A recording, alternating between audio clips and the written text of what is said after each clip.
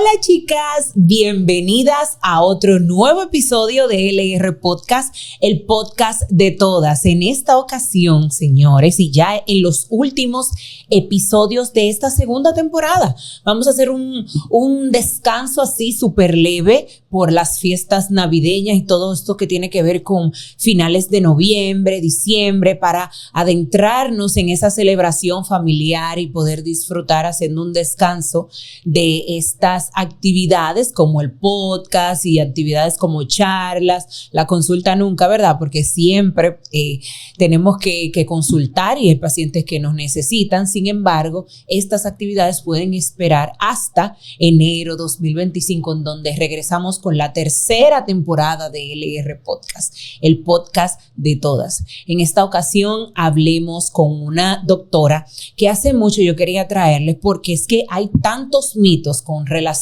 a la anestesia, y yo le tengo una compañera de LR Ginecología Avanzada, la doctora Hernández, con quien vamos a hablar sobre la anestesiología en la ginecología y la obstetricia, para quien pido un fuerte aplauso para la doctora Lisandra Hernández. Dios mío, amiga, gracias, caramba. Gracias por la invitación. Para mí es un placer y un honor estar aquí charlando contigo, con nuestro público, de todo lo que le interesa sobre la anestesia. Así es.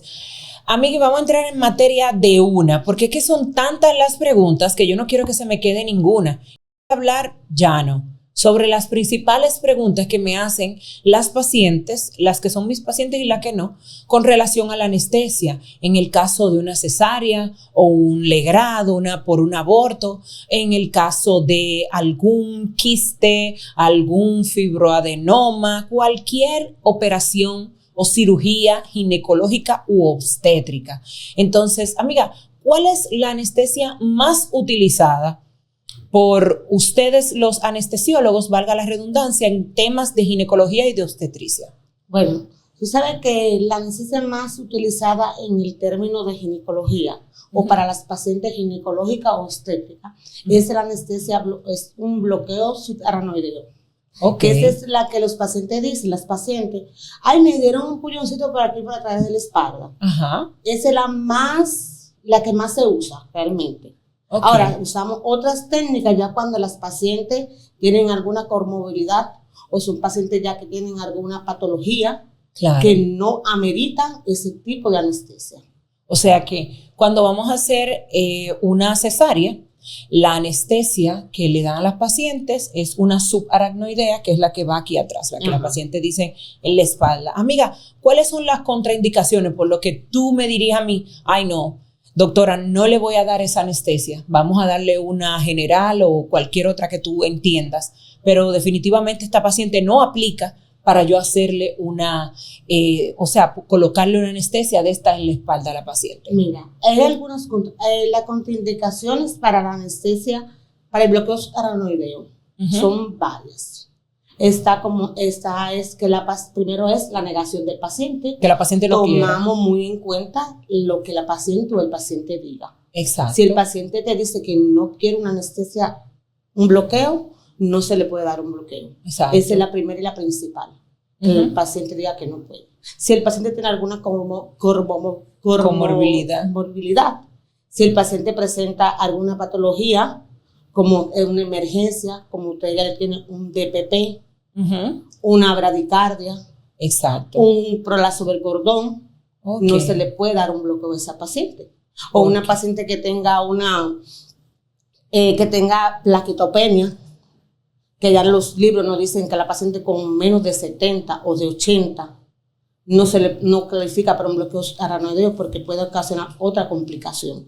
Entonces ahí nosotros tenemos que hablar tanto con la paciente como con el ginecólogo, porque la paciente no está para ese tipo de anestesia. Ok, esa viene siendo una como que trae menos complicaciones frente a una anestesia general, ¿cierto? Sí. Pero no se puede dar en situaciones, traduciendo ya lo que me dices, en las que haya una emergencia per se ginecológica, que tenga que ver con el bebé, que se tenga que sacar súper rápido en caso de los desprendimientos de placenta, o un prolapso del cordón, un sangrado que sea profuso, ¿cierto? Entonces, ¿cuáles son las, vamos a decir, entonces, ¿cuáles serían los efectos secundarios de esta anestesia subaracnoidea?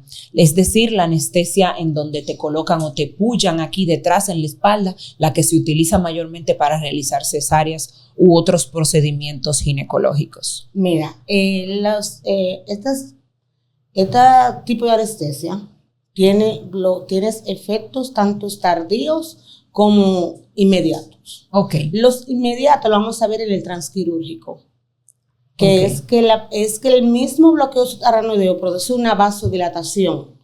Ok. Entonces eso se va a traducir en la paciente, que la paciente va a presentar lo que son la hipotensión, que le baja la presión, los mareos, los vómitos, que uno tiene que tratarlo ahí mismo. La paciente va a empezar a bostezar, te va a decir que siente sueño. Esos son los efectos inmediatos que uno ve ahí en el transquirúrgico. Okay. Hay algunos efectos que lo produce después, a los 2 días, a las 32 horas, a las 24 horas, que es la cefalea postpunción. Ok. Que ese cuando el paciente llama al ginecólogo, después que está en su casa, doctor, yo no puedo levantar la cabeza, yo no me puedo parar. Si me muevo rápido. Me molesta la luz, si me muevo rápido, tengo un dolor en el cuello, tengo que andar así, porque tengo un dolor de cabeza que no lo soporto. Entonces, esa vendría siendo uno de los efectos tardíos del bloqueo subaracnoideo. Los inmediatos los corregimos ahí mismo en el transquirúrgico. Ok.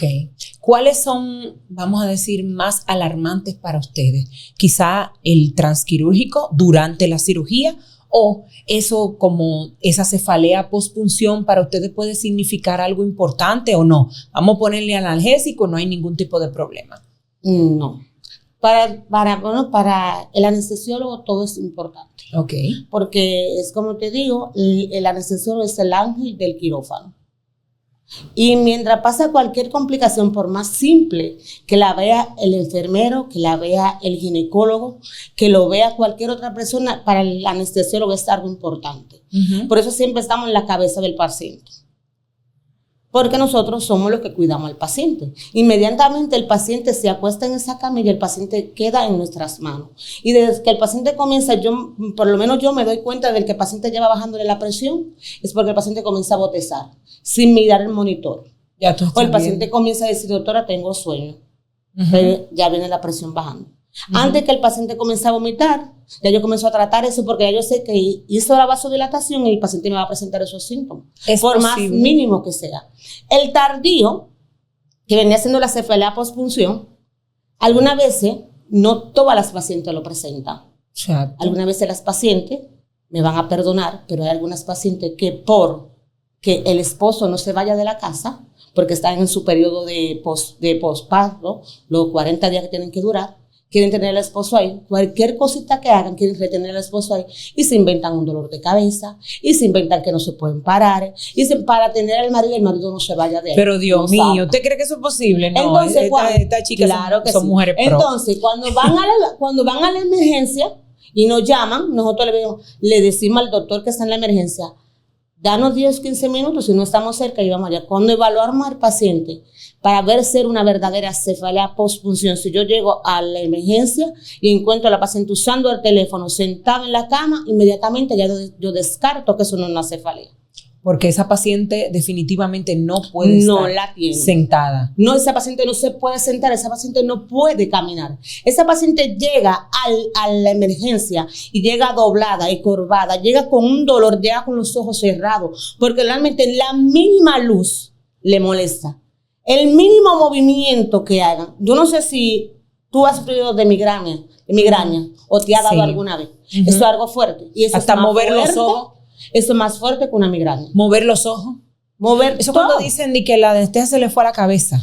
Eso lo interpretan así. Esos son uno de los mitos que tienen los antaños, desde muchos años atrás. Pero ya gracias a Dios estamos educando a la población. Claro que sí. Ya ellos no van a decir que la anestesia se le subió a la cabeza. Claro que sí. Porque eso no pasa. Y que vomite la anestesia. No. ¿Y por qué ocurre ya de manera ya un poquito más científica? ¿Qué es lo que pasa en esa cirugía? ¿Esa es una mala práctica médica? ¿Eso a qué se debe una cefalea postpunción? ¿Qué es lo que ocurre realmente? Realmente, mira, la cefalea postpunción, como ya te dije, vendría siendo un efecto tardío, una complicación, para ponerlo más bonito. una complicación tardía. Acuérdate que al momento del bloqueo aranoideo nosotros hacemos una perforación, atravesamos varios elementos para llegar donde está el líquido cefalorraquídeo, Sí. que eso es lo que sale, y cuando vemos que sale ese líquido tan bonito, tan hermoso, tan bello, claro. ahí tan claro, ahí entonces nosotros inyectamos o colocamos lo que es la anestésico local para provocar el bloqueo subaranoideo. Okay. Entonces, al eso quedarse liqueando, Vamos a decir, como botando un poquito. Botando un líquido, eso es como que usted deja una llave abierta. Uh-huh. Yo tengo que cerrar la llave, pero la llave queda como goteando. El tinaco por ahí se va a ir. Uh-huh. Entonces, el líquido que nace en cierto, recorre el cuerpo nosotros completo, porque si me pongo a explicarlo así no me lo van a entender. Uh-huh. Entonces, a nivel cerebral, tenemos lo que es el cerebro tiene lo que es las meninges y las capas, ¿no verdad? Entonces, como ese líquido está liqueando, uh-huh, las capas del cerebro van chocando porque el líquido está liqueando todavía. El líquido entonces viene siendo como una especie de amortiguador, sí, o lubricante. El líquido cefalorraquídeo tiene varias funciones, entre ellas está de amortiguar, de soportar, de limpiar, de muchísimas otras cosas. Entonces, cuando nosotros dejamos eso, por eso es que a las pacientes, quiero que me entiendan aquí, a las pacientes cuando se le hace cirugía, cualquier tipo de paciente, cualquier tipo de cirugía se le explica, no puede levantar la cabeza, no puede usar almohada, no puede hablar por determinado tiempo, uh-huh, no puede usar el teléfono, no puede chatear. Ok. Y dicen, ¿pero por qué? Porque entonces todas estas cosas que hacen, lo que provocan es que más tarde venga la cefalea postpunción. Uh-huh. Entonces esa cefalea, como te expliqué, al quedarse el líquido liqueando, uh-huh, las estructuras del cerebro van chocando y eso es lo que provoca el dolor de cabeza. El dolor de cabeza de la cefalea viene siendo frontal y occipital. Ok. Ese es un dolor insoportable. Entonces, cuando pasa eso, es que la paciente te dice, te llama a ti como tu ginecóloga, doctora, yo no me puedo parar de la cama, yo tengo un dolor que no lo aguanto, yo no puedo ni pararme, yo no puedo comer, yo me mareo, yo me siento y nada más puedo estar acostada que me siento bien. ¿Hay una forma de prevenir esta cefalea postpunción, además de, o sea, una forma de parte de ustedes? Sí, de parte de nosotros y de parte de ustedes también. Ok. De parte de ustedes, ¿por qué? Porque ustedes reciben la paciente primero con nosotros. La paciente, una buena hidratación para la paciente antes de llevarla al quirófano, no ayuda con todo eso, no ayuda con los efectos inmediatos que te presenté ahorita, que presenta la paciente. Uh-huh. Si la paciente está bien hidratada, la paciente no tiene por qué vomitar, no tiene por qué hacer la hipotensión, no tiene por qué presentar una cefalea postpunción porque está bien hidratada. La hidratación conjunto a lo que le decimos que debe de hacer, no evita que la paciente presente todo esto. Ok, quiero decirle que yo hice todo ese tipo de show. Yo tenía una taquicardia, me bajó la presión. Ay, Dios mío, yo parecía una madame en ese quirófano, en mi última cesárea. Yo parecía una madame y lo utilizamos porque a veces las extranjeras, al no entender, ellas como que gesticulan mucho y hacen todo para que tú le prestes atención. Uh-huh. Y así mismo yo estaba, pero Dios mío, doctora, me molesta, me duele. Pero definitivamente fue en el transquirúrgico. Ya luego de eso yo llevé todo lo que tenía que hacer y fue producto a eso, porque no hubo una buena hidratación mientras estuve en la emergencia, en el proceso del ingreso. Ahí solamente me pasó un suero, yo no había comido nada para la cesárea y pues ya en el transquirúrgico ocurrió eso. Luego después no me dio ninguna cefalea postpunción. Ante una cefalea postpunción, ¿qué ustedes recomiendan? No de medicamentos, pero en la casa, porque si usted le pone la medicación en el hospital, ¿qué usted le dice en la casa? Y que estas chicas puedan ver y decirle también, sugerir. La cefalea postpunción realmente tiene dos manejos, que es el manejo conservador y ya el manejo del parche. Cuando ya tú llegas al parche, porque la paciente ya con el manejo conservador no hubo cambio, no se le quitó el dolor, sigue con su dolor intenso, no hubo nada, entonces ya tú tienes que proceder al parche. Ya inmediatamente tú le das un parche a una paciente, inmediatamente desde que tú le estás administrando, la paciente dice, doctora, yo me estoy mejorando, ya yo no tengo nada, eso es algo mágico. Wow, ¿y en qué consiste ese parche? El parche consiste ¿Y dónde se coloca? Es la misma técnica, es un bloqueo que te van a dar con una aguja más gruesa. Por eso cuando yo voy a bloquear a la paciente, tanto en el hospital como a nivel privado, yo le digo, mire, haga lo que yo le estoy diciendo, porque si usted le tiene miedo a esta agujita que es fina, la aguja para el parche es más gruesa y le va a molestar más. Ok. Aunque uno le pone anestesia local, eso, pero usted sabe que como quiera molesta. Sí. Entonces, eso se hace con la sangre análoga de la misma paciente. Usted le inyecta esa sangre, inmediatamente se usa 10, 20 cc. La que el doctor o el anestesiólogo, que es el único que puede hacer eso, nadie más le puede hacer eso. Usted es solamente un anestesiólogo el que puede ponerle un parche a usted. Ok. Indica en este momento. ¿Hay algún efecto secundario? Porque tú haces mucho énfasis en que solamente el anestesiólogo lo haga. ¿Qué puede pasar en caso de que se ponen creativos? Que aquí en República Dominicana más, los dominicanos inventan mucho. Sí. Entonces, nadie que no sepa de columna, ni que sepa de espalda, ni que sepa bloquear, como nosotros la gente solo puede bloquear la espalda, porque puede dejarte parapléjica, paralítica, porque va a bloquear en un sitio que no sabe. Dios libre. Nosotros tenemos 4 años, nosotros estudiamos medicina. Exacto. 4 años haciendo una especialidad y todavía que terminamos esa especialidad seguimos leyendo, seguimos estudiando, seguimos haciendo talleres, seguimos yendo a congresos porque hay cosas nuevas. Imagínate nosotros que tenemos todo este tiempo estudiando una gente que no sabe nada de anestesia, ponerse a inventar. Por eso yo siempre concientizo a las pacientes. Si no es un anestesiólogo que le va a hacer esto, no se lo deje hacer. Porque nosotros somos los únicos que sabemos de espalda, para hablarlo llanamente. Lo único que sabe pullar espalda aquí somos los anestesiólogos. Ok.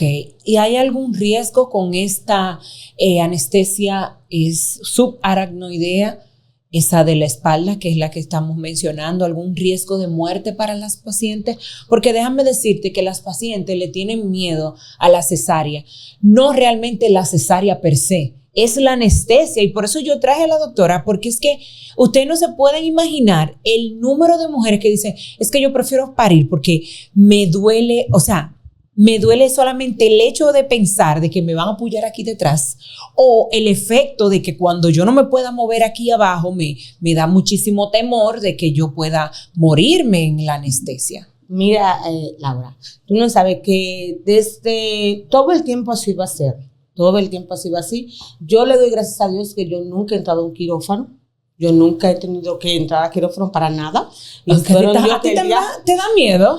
A mí me da miedo entrar al quirófano, lo voy a confesar, claro que sí. No, yo digo la anestesia. La anestesia en realidad sí me da miedo, porque es que la anestesia es algo, señores, oigan demasiado, ¿cómo te digo? La anestesia es algo que tiene que... Hay que respetarlo, más que el miedo. Mira, sí, yo no le tengo miedo, yo la respeto. Claro. Yo respeto la anestesia y yo soy anestesióloga, yo respeto la anestesia. ¿Por qué? Porque yo voy a bregar con una persona, con un ser humano. La anestesia, en vez de hacer un bien, haciendo un bien, hace un mal. No sé si me doy a entender. Claro. ¿Por qué? Porque nosotros vamos a abolir todos los reflejos de ese paciente. ¿Tú sabes lo que tú tienes un paciente acostado en una cama que no se pueda mover? Indefenso. Que sepa que están sus piernas ahí, pero que él no las puede mover. Es un paciente que está indefenso, como tú dices. Es un paciente que soy yo que tengo que cuidar de él. Entonces, para mí, yo amo la anestesia. Y el lema mío es: la anestesia es el arte de Dios en la tierra. Pero yo respeto la anestesia. Como te seguía diciendo, yo nunca he entrado a un quirófano, espero en Dios no hacerlo. Y si lo haga, pero en Dios que me toque una buena anestesióloga. Yo tengo la mía, que es mi compañera, mi colega, la doctora Celey. Ay, es dura, mi amiga. Tú eres que me tiene que dar anestesia. Yo confío en ella. Y que tú la llevas como una mochila. Por igual. Entonces, así mismo. Pero como te digo, siempre ha sido eso. El miedo en toda cirugía, y no solamente obstétrica, en toda la cirugía es el anestesiólogo. Porque es que el paciente se siente indefenso, porque es que tú le quitas todo al paciente. Si es en una anestesia neuroaxial, que es los bloqueos que damos, como el bloqueo aranoideo, si la anestesia endovenosa, que es la que se da más para ustedes que la utilizan más para los legrados. También cuando se van a sacar esas bolitas que dicen en los senos, que son unas cosas rápidas, no le pueden dar una endovenosa. Si es la general, que tú totalmente le quitas todo a ese paciente. Tú eres que maneja su pulmón, tú eres que maneja su oxigenación, tú eres que tiene ese eso paciente sí que me da vivo. miedo. Eso sí que me da miedo. Ahora, hablemos de ese bloqueo general, esa anestesia general. ¿En cuáles patologías, vamos a decir, en cuáles intervenciones se utilizan, tanto ginecológica como no ginecológica? La anestesia general endovenosa se divide en endovenosa e inhalatoria. En la endovenosa tenemos que es la que se da la sedación. Ahora nos están usando mucha sedación fuera de quirófano, que son las que se utilizan para los odontólogos, nos llaman mucho a nosotros para dar sedación. Wow, qué bien. Para los tatuajes se están utilizando ahora. Sí. Los famosos tatuajes. Yo vi a Arcángel haciendo eso. Los famosos tatuajes ahora se están ¿Tú viste, haciendo. Máster? ¿Tú viste? Arcángel se durmió como porque si yo cuántos días, como 2 días. Bueno, pero eso fue lo que yo leí. Como que si yo cuántas horas, pero sí, porque dependiendo ese llenó aquí, sí, dependiendo del tipo de tatuaje. Yo he trabajado con tatuadores y dependiendo del tipo de tatuaje, tú le vas a dar el tipo de anestesia. Y tú le vas a dar, porque tú también tienes que poner las horas. Tú no vas a tener un paciente dormido por más de 24 horas para un tatuaje. Tiene que hacerlo en varias sesiones. En varias sesiones y con diferentes tatuadores. Para tatuajes se están dando las sedaciones, se están dando anestesia. Ahora nadie quiere sentir dolor. Porque la anestesia, la anestesia es lo mejor que han creado. Porque lo que tú te imaginas que tú para cualquier cosa, tú no sientas dolor. Que tú te saquen una muela y tú no sientas ni que te la sacaron. Que tú des a luz, parto natural, y tú no sientas dolor. Que te hagan una cesárea y que tú no sientas nada. Que te operen de un hombro, de una rodilla, que te den varios tiros y que tú no sientas nada. Y salga de ahí, salga vivo y salga sin sentir nada. O sea, entonces dolor. la anestesia, sentir dolor. La anestesia fue lo mejor que Dios creó. Claro que sí, yo estoy de acuerdo porque a mí no me gustan los dolores. Yo le digo a mi esposo, bueno, yo voy a tomar medicamentos hasta que tenga que hacerlo porque no me gustan los dolores. Especialmente quienes sufrimos de migraña sabemos que es un dolor que cuando te agarra no hay forma. Entonces, como tú decías, Laura, la anestesia general, que es donde totalmente el paciente está dormido, donde totalmente el paciente depende del anestesiólogo y de una máquina para poder ventilarlo, para poder llevarlo, para que este paciente no se despierte en medio de una cirugía, para que este paciente no sienta dolor en medio de la cirugía, para que este paciente esté relajado, dormido y sin dolor. Entonces dime, yo soy una diosa. Exactamente, muy bien, señores. Ay, Dios mío. Mis invitadas son top, son el final. Amiga, yo quiero que me hables ahí en ese mismo tenor de la anestesia en la labor de parto. ¿En qué punto estamos en República Dominicana con relación a la anestesia en la labor de parto? Porque muchas pacientes son las que nos solicitan esto, las que quizás tienen el conocimiento o se ponen a ver Discovery Home and Health, en donde se ven esos partos así asistidos en agua o con esta pelotita en la casa, pero que aquí nosotros, vamos a decir, por recursos tanto de personas como de, vamos a decir, recursos económicos, es difícil. Cuéntame de tu experiencia con esta anestesia. Esa anestesia para mí es la anestesia más bonita que hay para la obstetricia. ¿Por qué? Porque no simplemente porque tú no vayas a tener una cesárea, tú tienes que aguantar dolor para parir. Entonces, aquí en República Dominicana estamos muy atrasados para esto. ¿Por qué? Porque nosotros no damos analgesia. Así la es. analgesia se dan en los hospitales que están formando residentes, que nos están formando a nosotros, nos la dan para nosotros aprenderla. Pero no dije que ve a tal hospital que ya te van a dar analgesia, ve a tal clínica que te van a dar una analgesia, no. Lo primero es, te voy a echar para adelante, que los ginecólogos no les gustan seguir la labor de parto en la clínica. Pero ¿cómo va a ser? Pero entonces, de por mí eso tú no puedes venir a hablar aquí. No le gusta que los pacientes dan la analgesia, porque tú dar una analgesia implica que tú y yo estemos sentados allá en la clínica. Sí. Porque tú tienes que seguir esa labor y yo tengo que seguir ahí para ir administrándole a la paciente cada determinado tiempo la dosis que lleva del medicamento. No, y estar pendiente de ese chichi. Y estar chichi. pendiente, sí, porque entonces hay algunas veces que la paciente no pare porque el niño se metió en un sufrimiento y hay que meterlo a cirugía inmediatamente para hacerle una cesárea. Exactamente. Y hay otras que sí que paren satisfactoriamente, sin nada de dolor. Mira, yo trabajo en el hospital Dr. Antonio Musa, para la redundancia, y allá hay una escuela de residencia de anestesiólogo. Y nosotros hemos implementado la analgesia. Y tú sabes el placer, el orgullo que uno siente cuando tú ves que esas mujeres paren ese muchacho sin dolor y que te dan la gracia y que te quieren subir allá al cielo y que te llevan regalos y que no hayan donde ponerte porque no tienen dolor, porque dieron a luz, porque no sintieron dolor, no tienen la pelotica porque no la tenemos o no pueden excusar, pero por lo menos tú le evitas que tengan ese dolor.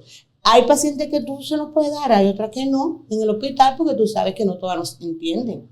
Entonces, exacto, así hay una barrera idiomática. Hay una barrera idiomática que sabemos que nosotros estamos llenos de esa barrera idiomática que no podemos dar siempre, pero a las pacientes dominicanas que tienen allá, siempre les digo a los muchachos, pásense por el parto, miren a esa una embarazada de esa y le damos una analgesia. Claro. Yo tengo una paciente que me llevó una gallina. No sé, pero me la llevó porque esa paciente parió normal. Y doctora, pero yo no sentí dolor nunca, nada. Esa paciente me quería poner en el cielo. Porque pero es que yo tenía miedo. Yo no quería la cesárea porque no quería que me metieran en el quirófano. Pero no quería parir porque no quería el dolor. Y parió su muchachito, un muchacho bonito, grandote, que nació sin nada de dolor. Y todos felices. Debemos, los ginecólogos tanto, deben de implementar la analgesia. Deben de implementar porque ya eso realmente, ya estamos atrás de esa que está aprendiendo la paciente a parir con dolor. Y yo veo mucho en tus redes sociales que tú haces mucho parto. Claro que sí, pero yo te digo también porque incurre no solamente en el gasto, vamos a decir en el tiempo, tú sabes, porque por lo general si estamos llevando una labor de parto, aunque no estemos sentados justo al lado de la paciente, es un doctor que tú sabes no se puede ir muy lejos. Es un doctor que, en mi caso, yo voy a mi casa, hago algo o hago una diligencia muy cerca y vuelvo de nuevo a evaluar. Por lo que estar presente no sería quizá el problema. Lo que sí también puede generar un costo extra, también el tiempo de ustedes, porque ya sí tener a un anestesiólogo llevando la labor de parto, que ustedes saben, en primeriza puede tomar hasta más de 12 horas, por lo que a veces se hace insostenible. Ahora bien, como dices, en el hospital Dr. Antonio Musa, en donde son guardias que vamos a llegar 24 horas, llueve, truene o vente, vamos a estar ahí. Y no tenemos otra cosa que hacer en el sentido de que tenemos que hacer ese trabajo, ese servicio. No es lo mismo cuando estamos fuera y no tenemos todo el equipo, porque a la hora en punto que a mí me toque salir, me releva un compañero con la misma capacidad que yo dejo a esa paciente en buenas manos, estoy tranquila. Pero aquí a nivel privado es un tema más es tu paciente, y a menos que el médico no sea de estos doctores que ya tienen un equipo extra, y ya esos son ginecólogos vamos a decir, de renombre, que tienen sus 2 o 3 asistentes que también son ginecólogos, y pues por eso pueden tener también de la mano a un anestesiólogo y durar todo el tiempo. Cuando vienen en el staff puede hasta haber 1, 2 anestesiólogos que si se presenta un parto más tarde te releva o continúa con el otro parto, pero es cuesta arriba. Especialmente para nosotros que, por ejemplo, nos pasamos la noche en una labor de parto, pero la consulta de mañana nos espera. No hay forma. Sí. Es un poquito cuesta arriba, pero verdaderamente sí deben, yo propongo realizar unidades en donde las pacientes con todo un equipo, así mismo, así eso que sea privado, pero con el mismo sistema público, que te toque a ti tus tantas horas ahí atendiendo a las pacientes que lleguen o las emergencias o los partos que vamos a inducir de ese día, y que pueda ser totalmente relevado en tantas horas por otro colega con tu misma capacidad y con tu misma, vamos a decir, entereza en el trabajo, que quizá eso sería lo que más nos ayude. Continuando con la anestesia, en este caso general, ¿cuáles son las complicaciones que puede traer para el bebé? Porque a veces ustedes saben que tomamos las diferentes conductas para dar una anestesia, pero yo quiero que tú sepas que nosotros pensamos como obstetra en el bebé. Quizá tú estás pensando en una anestesia general, pero yo digo, no, espera, que me va a bajar los latidos cardíacos del bebé. Más o menos, ¿cómo se maneja eso con ustedes? ¿Cuáles tú dices definitivamente no? Debe ser general esta anestesia, además de lo que ya mencionaste, y definitivamente cómo se hace ese diálogo con el obstetra, que a veces nosotros nos negamos a que sea una anestesia general. Mira, eso siempre ha sido problema y va a ser problema entre el ginecólogo y el anestesiólogo. Cada quien jalando para su lado. Nunca se van a poner de acuerdo. Y no es que el anestesiólogo no piense en el bebé y nada más piensa en la madre, no pensamos en los dos. Lo que pasa es que hay pacientes y hay pacientes. No todas las pacientes, por lo menos las pacientes embarazadas, tienen mucho riesgo de ser mala intubación para una anestesia general. No es que nosotros andamos durmiendo como de Viturín alegre o durmiendo alegremente a todo el que llegue al hospital. No todas las pacientes ameritan dormirse. La paciente tiene que tener una patología, como yo te dije, como hablamos ahorita, que son patologías que es dormir y es dormir. Que son los DPP, que son los prolapsos del cordón. ¿Qué tiempo después de una anestesia general tiene el ginecólogo para actuar, para poder sacar este bebé? El ginecólogo tiene que ser un ginecólogo diestro. Con destreza, claro. Con destreza, que tenga que sacar ese niño antes de los 2 minutos o 3 minutos más tardar. ¿Por qué? Porque los medicamentos que utilizamos, que yo verdaderamente digo veneno, que utilizamos, atraviesan la barrera placentaria. A los 3 va a tardar 5 minutos. Entonces, antes que ese medicamento que yo utilizo atraviese esa barrera, ya el ginecólogo tiene que tener ese muchacho afuera. Porque ese medicamento es lo que va a deprimir el bebé. Entonces, por eso que yo siempre digo, el ginecólogo debe ser diestro, pero también el anestesiólogo. Claro. Porque un anestesiólogo que duerma a la paciente y no la puede intubar, o que no sea diestro intubando, porque tiene que ser una intubación rápida. Tiene que ser una intubación rápida porque tú no puedes tener a esa paciente sin oxígeno, que no se esté oxigenando el cerebro, porque entonces va a sacar una dunda de ahí. Exacto. Porque se cuida tanto al bebé como se cuida a la mamá. Entonces, siempre eso va a ser un pleito entre el ginecólogo y el anestesiólogo. ¿Por qué? Porque nunca se van a poner de acuerdo. Pero yo peleo por lo mío, realmente. Por lo mío se voy egocéntrico, porque van a decir, no, yo peleo por lo mío, pero es por el paciente. Exacto. Cuidando al paciente y cuidando al bebé. Hay pacientes que aunque te brinque y patalea, hay que dormirlo. Y el ginecólogo lo sabe. Lo que pasa es que te quiere poner entre la espada y la pared a ver si tú tartamudeas. Claro. Señor, y como vino Hernández a hablar de nosotros los ginecólogos aquí en este podcast. Mira, espérate. Yo amo a los ginecólogos, somos amigos, somos todos, pero la verdad hay que decirlo. Pero la verdad. Ahora pasamos drásticamente a un tema muy controversial y que se asocia mucho. El subir la anestesia a la cabeza, pero no como conocemos de ese dolor, de que te va a subir la anestesia a la cabeza, que te va a dar dolor, sino cuando la mujer con una depresión postparto tiene una depresión prolongada, le echan la culpa a la anestesia. Cuéntame de eso. ¿Has tenido alguna experiencia? ¿Eso es totalmente falso o no? Cuéntame.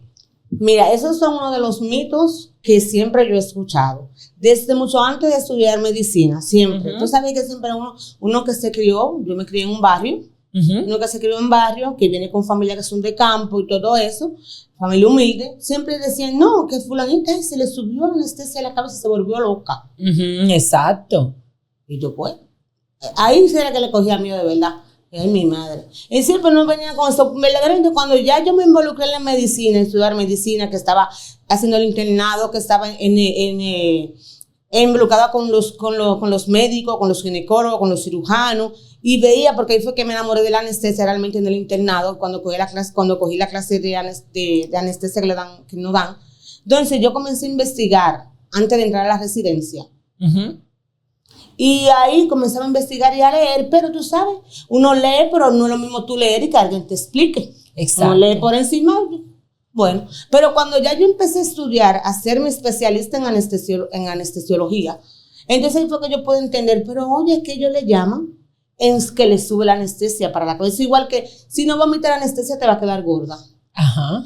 Porque te preguntan también, ¿tú no vomitaste cuando estaba en el quirófano? Si tú le dices que no. Pero no, mira, eso te va a engordar. Tú tienes que vomitar la anestesia. O si está no, la mujer empeñada que tiene que vomitar. Está la mujer que quiere sacarse esa anestesia por donde sea porque no quiere quedar gorda. Pero esas son las mismas cosas como que le pasan a los pacientes. Ellos no se lo saben explicar, no se lo saben decir. Y ellos se lo adjudican a lo primero que encuentran. Claro. Porque eso que tú dices, la depresión postparto, eso es lo que le pasaba a esas señoras de antes. Pero ellas no sabían que tenían una depresión. Exacto. Ellas no sabían era más fácil decir que era más fácil decir que fue la anestesia que se le subió a la cabeza, porque en una depresión, yo he visto pacientes deprimidas en un total que rebajan 30, 20 libras, que tú la ves totalmente enferma. Pero es una depresión. La depresión postparto mata. Yo no sabía eso, y yo tuve a alguien muy cerca de mí con una depresión postparto. Y gracias a Dios que yo era médico y que sabía, por lo menos tenía indicios de eso y pudimos bregar con esa persona. Pero si no, esa persona se iba a morir. Porque la depresión te quita todo, te tumba el cabello, te dejas sin ganas de comer, tú no tienes deseo ni de pararte ni de bañarte. Si eres algo engordan, otras rebajan más, te quita la voluntad. No quieres ni cargar a tu hijo, que lo tuviste 9 meses dentro de ti. Así es. Entonces, le adjudican a que si a esa depresión postparto, le adjudican que fue la anestesia que le subió a la cabeza. Otra cosa más es que si tú no vomitaste en el transquirúrgico, o si vomitaste y sale aún vomitando a sala, donde sacamos los pacientes, no, esa anestesia que ella está vomitando. Señora, pero tú tienes más de 8 horas sin comer. Sí. Mira, está botando una cosa verde, una cosa amarilla, eso es la anestesia. La bilis. Eso no es la anestesia. Eso es algo que usted tiene varias horas sin comer, y el jugo gástrico que usted tiene es que lo hace junto con todos los medicamentos, más lo que yo expliqué ahorita, la vasodilatación que produce en el bloqueo, le baja la presión, le da mareo, le da náusea, todo eso. Entonces, eso es lo que provoca los vómitos en el transquirófano, y hasta que usted siga vomitando después que esté fuera del quirófano. Pero yo no quiero escuchar a nadie de nuestras mujeres, de las que nos siguen, diciendo que vomitan la anestesia, que eso es algo falso. Lo que sí me pasó a mí después de mi cesárea fue que me dio mucho picor en la cara, la nariz. Cuéntame un poquito sobre eso. ¿A qué se debe? No vamos a mencionar medicamento por ética, pero eso es un medicamento que se pone junto con otro medicamento para el bloqueo aranoideo, que tiende a provocar muchas picor y mucho ardor. Okay. Pero eso se le quita a la paciente inmediatamente. Algunos anestesiólogos le administran medicamentos para quitarlo. Otros dicen, no, se te va a quitar al paso, con el tiempo, y a las horas se le quita al paciente sin ponerle algún medicamento. Si el paciente persiste y por la incomodidad, y tú sabes que uno al salir de un quirófano con cualquier tipo de cirugía, sea obstétrica o sea cualquier cirugía, no quiere estar moviéndose, no quiere sentirse incómodo. Tú quieres, cuando salga de ahí, quieres salir descansado, quieres salir a descansar, a dormir. Entonces uno le pone medicamento para que ese picor, ese ardor, esa ronchita que le van a salir, porque la provoca el medicamento, se le quite. Pero eso es propio del medicamento que le ponen. Perfecto. A mí me pasó, yo hasta tenía una pestaña que me puse fabulosa para yo dar a luz. Sí, mi amor, me la arranqué. Me la arranqué en mi pestaña, pelo a pelo, y yo, porque de verdad me picó muchísimo. Pero amiga, yo creo que hemos abarcado, ¿verdad, Master? Claro. Yo creo que hemos abarcado la mayor parte de los mitos de la anestesiología, y es muy importante la obstetricia y la ginecología, porque nosotros trabajamos de la mano de estos seres humanos, que tú sabes, es una relación amor y odio, porque nos vivimos con ese tirijala, como ella dice, defendiendo lo de ella, defendiendo el paciente, y nosotros también por otro lado defendiendo el paciente, buscando lo mejor, pero que juntos hacemos un buen equipo. Definitivamente. Mira, la verdad me decirte que hay algo a favor de nosotros y que ha venido a resaltar ahora. Siempre ha estado, pero ahora tiene un boom, que es la consulta preanestésica. Excelente. Eso nos ha ayudado mucho a nosotros. ¿Por qué? Porque hay pacientes que cuando van a la consulta te preguntan todo eso. Y el anestesiólogo tiene la obligación de decírselo. Y cuando el Claro. paciente sale de ahí, sale más confiado que como entró. Y ya tiene una confianza en ese anestesiólogo que lo va a atender, que en cualquier otro, que cualquier otro anestesiólogo. Hay algunos que me dicen a mí, doctora, pero usted no trabaja con Laura, porque digo yo, no, por ahora no trabajamos juntas, pero pronto vamos a trabajar juntas, pronto. ¿Por qué no? Porque yo quiero que sea usted, porque ya yo confío en usted, ya yo vine aquí, ya usted me evaluó, yo quiero que usted. Entonces, la consulta es para tú hacer empatía con el paciente y para tú explicarle todos esos mitos que los pacientes llegan a la consulta. Es igual que en ginecología, te llegan con muchos mitos, a nosotros también. Para nosotros darle la confianza, para nosotros brindarle paz a esa paciente. Antes de su cirugía. Antes de su cirugía. Sí. Entonces, gracias a Dios que existe esto y que ahora estamos trabajando con eso para que las pacientes lleguen más confiadas, más tranquilas al quirófano. Porque en realidad tú entrar a un quirófano, aunque tú seas médico, aunque no sea, es algo que agobia, porque tú vas a algo incierto.